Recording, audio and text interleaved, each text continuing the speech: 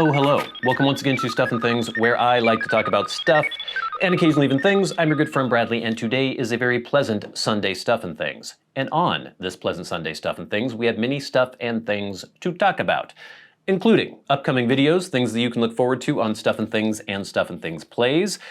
We're going to talk about a weird, well, I shouldn't say weird because that's a judgment, an interesting grammatical thing that I notice some Americans saying.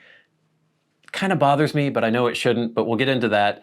I want to talk a little bit about an endless Stationery Explorer notebook update. We are going to talk about the Seahawks briefly, and then of course we will have your questions, comments, and feedback in hashtag askstuffandthings.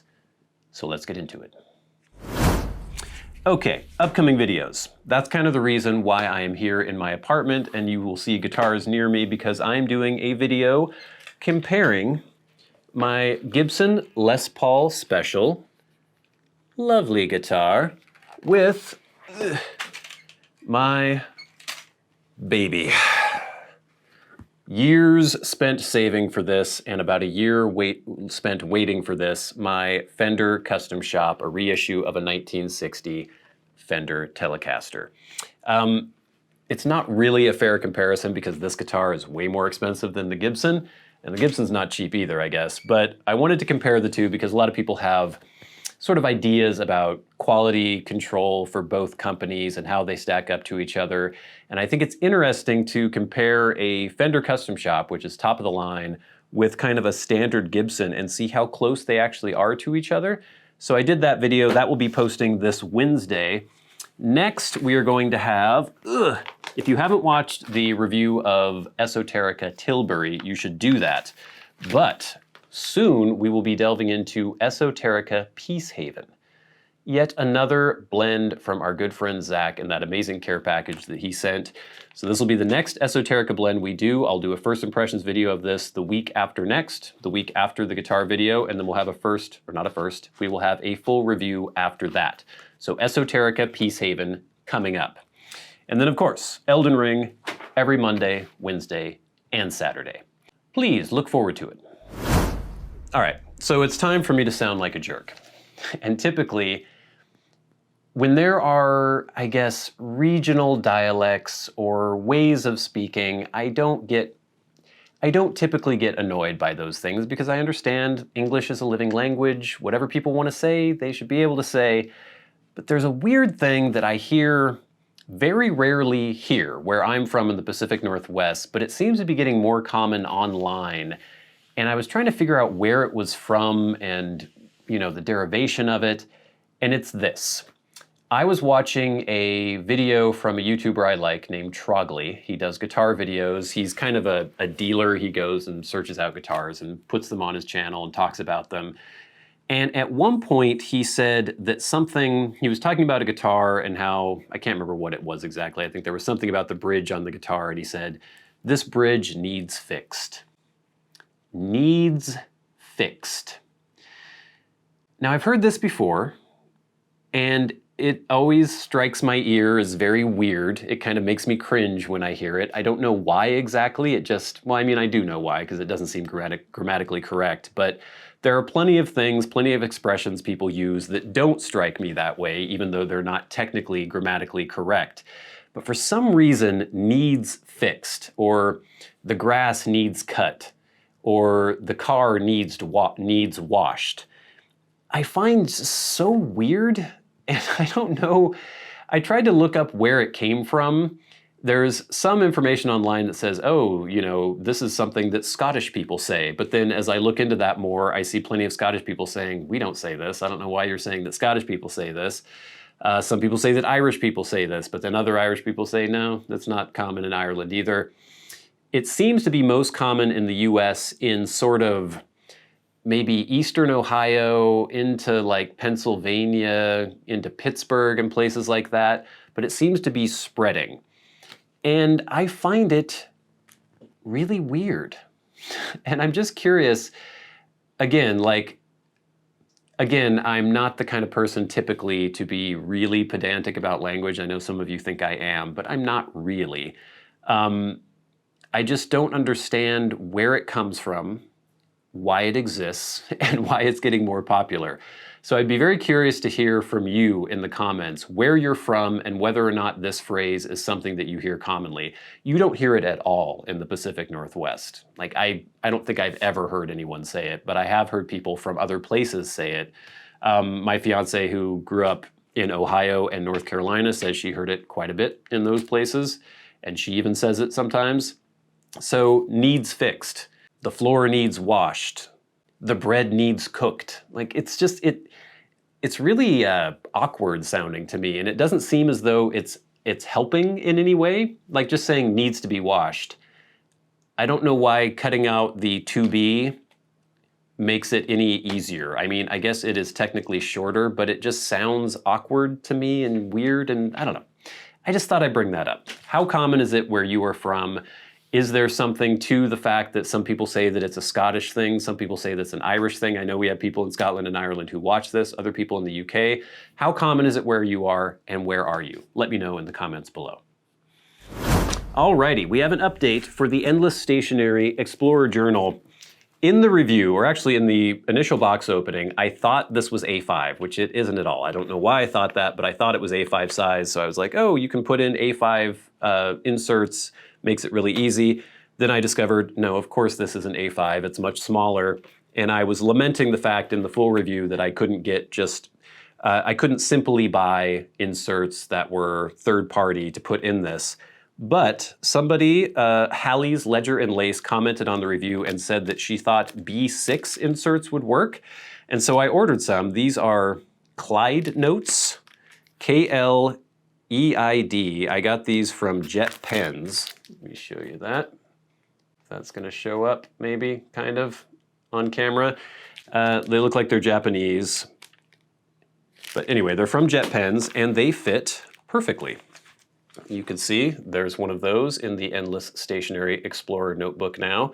So B6, this is B6 size. That's not something that's super common in the US, but you can find B6 notebooks online and you can put them in your Endless Explorer, Endless Explorer notebook. So there you go. Just thought I would update that because several people have been asking me about that. And a lot of people were excited about this notebook system because they thought you could put third-party inserts into it, and it turns out you can. They just need to be B6. And I had some Midori inserts that were supposedly B6, but they're not really. They're smaller than B6, so you have to get the actual B6 size, and they will fit in your Endless Explorer Journal. All right, and now, we have to mention the Seahawks, and this is gonna be annoying because as I'm recording this, in fact, within 20 minutes of me recording this, the game will be played. The playoff game that the Seahawks were able to get into by the skin of their teeth because they beat the Rams and the Detroit Lions beat the Packers. They're going to be playing the San Francisco 49ers in San Francisco. The San Francisco 49ers are probably the best team in football right now. They've just been steamrolling everybody. And so if you go by that, you would think that the Seahawks' chances would not be very good at all. In previous years, the Seahawks used to always own the 49ers under Shanahan, and then this year, that was not the case. They got blown out both games. They played, what was it, in week 15, I think, and they lost pretty badly. And not much has changed other than I think the 49ers have gotten even more players back off of injury. And so, by all accounts, you wouldn't think that the Seahawks have any chance here. I'm just excited that they made it to the playoffs when no one thought they would make it to the playoffs early in the season. Then they had that crazy streak where they were doing so well, then they kind of cratered a little bit, and then they started playing better again towards the end of the season. Geno Smith still isn't as good as he was at his height during the season, it seems like. Kenneth Walker, the running back, is coming back strong again. I don't know. I don't have a whole lot of hope, but this is all just kind of a bonus because, again, the expectations were so low for the Seahawks. So anything that happens now is a bonus, and I can just sit back and enjoy it. I don't have to be uptight about it or worried in any way. I can just sit back and relax and enjoy, and I'm very excited to see what happens. I think it's going to be a fun game regardless. And I don't really have any other horse in the race. I don't know who I would like to win the Super Bowl. I guess it'd be fun to see Joe Burrow or Josh Allen in there. And I don't really know from the NFC. There's nobody I'd really care to see in the Super Bowl. And I don't think the Seahawks are going to the Super Bowl. But anyway, fun stuff with football. All right, gang, but now it is time for hashtag askstuffandthings. Remember, if you have a question for me and you would like it answered on the Sunday Stuff and Things, tweet at SAT Bradley with the hashtag askstuffandthings, and I will do my best to answer your question. You can also write to me via Patreon and go to the front of the line. You can leave super thanks on YouTube and go to the front of the line, or you can just go to YouTube videos and leave your comments, feedback, questions, all that good stuff. I go through all of those and pick out the good ones every week. So first, we have a super thanks from GK. No question, he just said thanks, so I wanted to acknowledge that.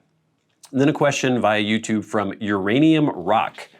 Bradley, where do you S? You seem to live in an apartment. Do you S at a shop? I can't S in my apartment, so I have to either S outside or at the local cigar lounge. I live in the Northeast, so S'ing outside is miserable for about a quarter of the year. I typically am in my vehicle or outside. I work construction, so I'm outside all the time. And that's pretty much where I do it. Next, we have, or in the the Stuff and Things studios when I'm actually recording the reviews. Next, we have some feedback from last week's Sunday Stuff and Things. This is from 52 Dislikes. The self-checkout at CVS Drugs has a mean voice. If you take too long, she has an attitude. I told a customer this robot is rude. We were talking about AI in the last episode, and some people were giving us examples of their issues with, I mean, obviously it's not an AI at the grocery store, but I know what you mean. The self-checkout at the store I go to a lot, Fred Meyer, is very shrill and way too loud, and so I try to mute it. I always mute it when I go up there, and then the self-checkout person, there's always one person kind of looking over the self-checkout area. Gives me this disapproving look like you're not supposed to turn that off. Why? I don't need it. Everything's on the text there. I don't need it telling me how much each item is, like announcing it loudly to the rest of the store. It's kind of irritating. And then again, like you're scanning something, and you put something in, and it's like, are you done? Are you done? I'm like, no, I'm not done yet. Just relax. I know you're not real. I know you don't actually have a personality, but you're annoying me right now. Anyway, next, from Uranium Rock again, they say, academia has a scandal about how gibberish gets peer-reviewed and published, not infrequently. Either a study where results manifestly cannot be replicated or actual literal gibberish. I'm not sure this AI would be worse than what we've already got. Academic publishing has been wildly gamified. Yeah, I've heard about some of these controversies as well, where people have purposefully written nonsense and then had it peer-reviewed, and then it was ended up being published in a journal. Because we were talking about whether or not AI could write essays for people. I don't know if anyone's worried about AI writing, you know, scientific papers or not, but yeah, I think there is a problem, maybe, in academia and the peer review process, but I am not in that world, so I'll leave that to the experts. Next, from Megan. Regarding AI, I think that it is a concern, but I'm confident that plagiarism checking tools like Turnitin would be updated to include AI-generated content detection. Additionally, essays could be supplemented with class presentations filled with questions to make sure that the students actually read their cited sources and things. In the event that these safeguards fail, universities still have the ability to revoke, rescind awarded degrees if it comes out later that a student cheated. The same goes for other fields. In art competition contests, for example, similar technology could be employed to weed out AI-generated work. And yeah, I think these tools will have to be developed and refined as this becomes more of an issue. And that is what I've heard from people in, you know, college professors teaching in the classroom. They have gone away to a great extent from turning in written work and making you do presentations in class, which I would find annoying. I want to do my own work. I don't want to have to work with a group. And even Diamond, when she was finishing up her schooling, she said that was kind of the majority of assignments, was you'd have to get together with 3 other people, and 2 of them wouldn't do anything, and the other 2 would have to carry them. And so that's a whole other problem. But yeah, back in my day, we wrote essays, and I wrote a lot of essays when I was in college. Next, some feedback from the Tilbury review. This is from Pierce Warner. I'm enjoying mine. I think it's and so to bed over Tilbury over Stonehaven of the Esoterica blends I've tried. Tilbury is a real treat. I haven't had and so to bed yet, but I have had Tilbury and Stonehaven. I'm not sure where I would put those two. They've all been great. David Miller. Tilbury is one of my favorite Esotericas. Delicious is an apt description. Great review. Schnary Dog. Great review of a great tea. The Germain's shag cut can be tricky. Remember, when I first smoked, I think he means I remember, when I first est and so to bed, I kept thinking the tea must be too wet because every time I est it, my pipe would get uncomfortably hot. Finally figured out I was overpacking. Yes, that is something you have to be concerned with when you have one of those Germain ribbons that are kind of more of a shag than a ribbon. You can't pack them too tightly. I think I mentioned that in the review. Hope you get to review and so to bed. You've done all the Esoterica blends I've tried, and I like that one. Cheers. Thanks, Schnary Dog. And finally, from Chad Curtis, Bradley, it seems you went back to the old format for this review, the paper snap. The old silver tray. Watching this, I realize I miss the good old days when you took your time with reviews. This review seems reminiscent of years ago for some reason. I always enjoyed watching more of the process of your pipe essing rather than the distilled versions of recent years. I agree. If you are lucky enough to live near a B&M that sells these Esoterica blends, you should consider yourself lucky, and as you once said regarding Penzance, believe the hype. Thanks as always. Thanks, Chad. I don't quite get the comment here because all of my pipe blend reviews have been the same format forever. In fact, I think they're getting kind of stale and I might need to change it, but I always do that, and I always have the silver tray, and the format has been exactly the same. So maybe you're conflating first impressions videos with the reviews? I'm not sure, but yeah, check out the pipe blend review playlist. There are a ton there, and I do several. I do usually every month I do one, so check it out.